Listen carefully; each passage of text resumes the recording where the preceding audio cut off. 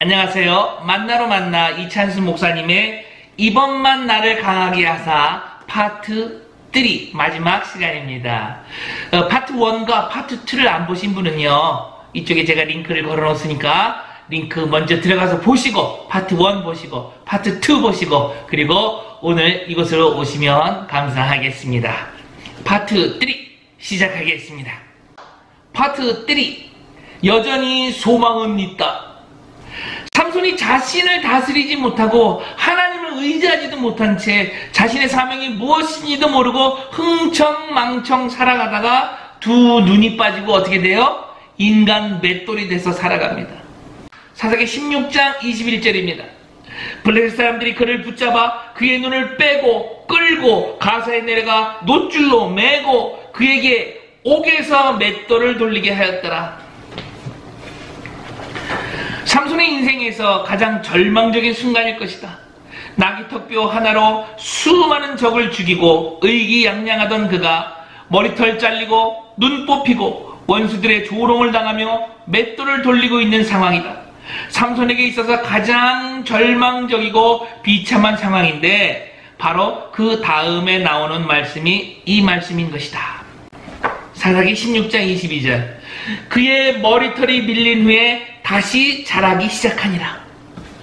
이런 점에서 나는 실패한 현실 속에서도 하나님께서 삼아주신 회복력이 살아나고 작동되는 인생이 되길 원하는데 이 회복력을 위해 우리가 해야 할 것을 두 가지로 나누고 싶다. 첫 번째, 그럼에도 불구하고 소망으로 이끄시는 하나님을 기억해야 한다. 삼손이 머리카락이 잘리고 눈이 뽑히고 맷돌을 돌릴 때에야 비로소 자기 인생이 비참했다는 것을 깨닫게 됐지만 그러나 삼손은 머리카락이 잘리기 훨씬 이전부터 처참한 인생이었다. 그것을 상징적으로 보여주는 구절이 20절이다. 20절 제가 읽어드릴게요.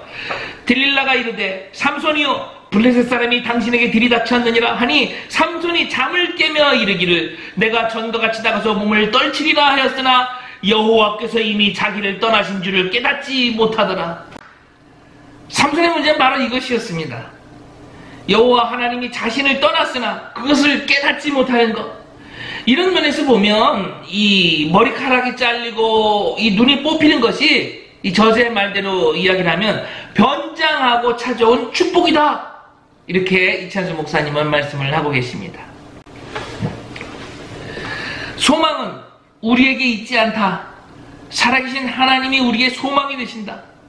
머리털을 다시 자라게 하시는 그 하나님을 기억하는 것이 첫 번째 대안이다.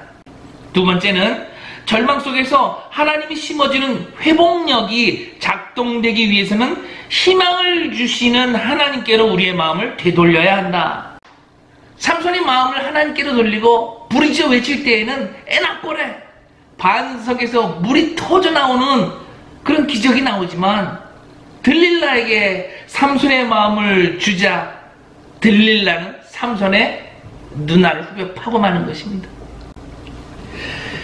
오늘 본문을 통해 우리는 처절한 깨달음을 얻어야 한다.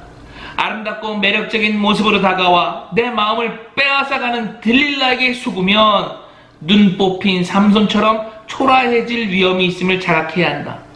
이에 반해 하나님께 우리 마음을 드리면 들릴라로 인해 받은 상처를 치유해 주신다는 것이다. 할렐루야. 에스겔서 14장 5절입니다. 그런즉 너는 이스라엘 족속에게 이르기를 주 여호와의 말씀에 너희는 마음을 돌이켜 우상을 떠나고 얼굴을 돌려 모든 가증한 것을 떠나라. 누가 나보고 목사님 삼손이 잘못한 핵심 한 가지만 말해보세요 하고 묻는다면 나는 이렇게 대답할 것이다. 소중히 여겨야 할 것을 소중히 여기지 못한 것, 이것이 삼손의 치명적인 잘못이다. 그럼 그 소중한 것이 무엇일까요? 두 가지로 답할 수 있는데요. 첫째는 여러분도 잘 아시다시피 하나님께 받은 소중한 선물인 은사이고요. 둘째는 하나님이 함께 하심이 얼마나 소중한 것인가를 모르고 놓쳤다는 것입니다.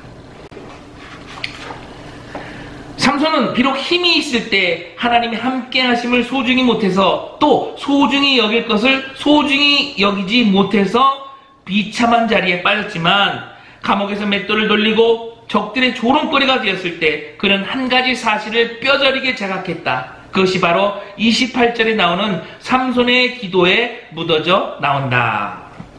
사사기 16장 28절입니다.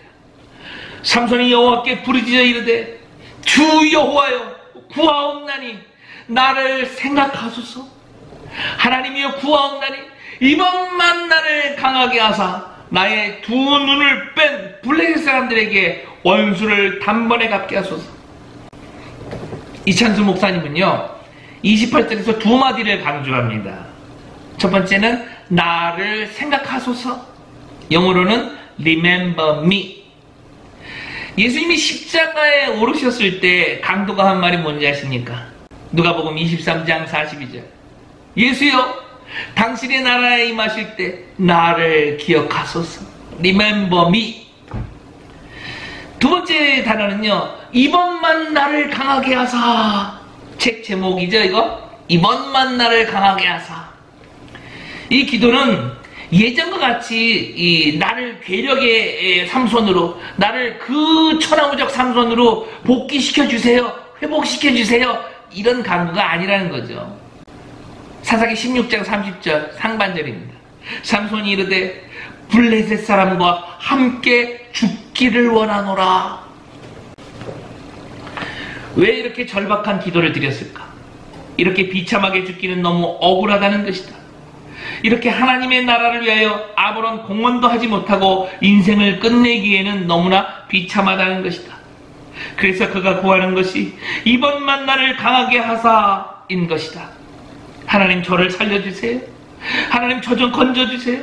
하나님 이 초라한 웅덩이에 빠져있는 저를 기억하시고 저 좀 살려주세요.